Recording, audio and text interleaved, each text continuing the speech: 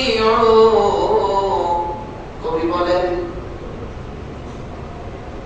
তাসিল ইলাহা, তুমি মাবুদের নাফরমানি করো।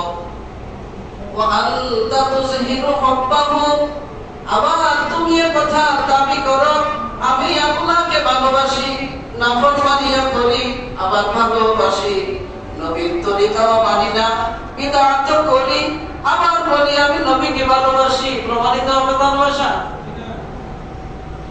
হাযা ফিআলুন ফিল আমরি বাদিউ, এটা তো হাযা লাউমরি ফিল ফিআলি বাদিউ, জীবনের কসম।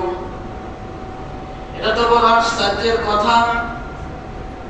এ তো হতে পারে না যেখানে আনুগত্য নেই সেখানে ভালোবাসাও নেই।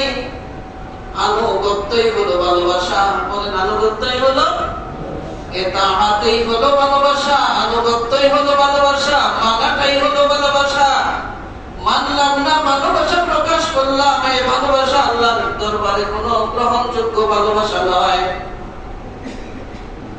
হাযা লাউমরি ফিল ফিআলি বাদিউ, লাউ কানা হুব্বুকা সাদিকান লা তা'তাহু,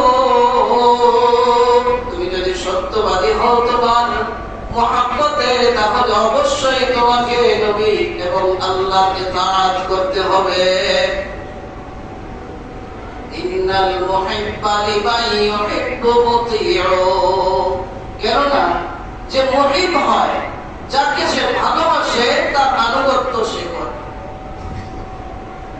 আনুগত্যবিহীন ভালোবাসা প্রমাণিত নয়। নবী পাক সাল্লাল্লাহু আলাইহি ওয়াসাল্লাম হলেন মহামেঘ জাত সত্তা, যার ভালোবাসা ঈমানের অংশ, তাকে আমরা জানি না। নবী পাক সাল্লাল্লাহু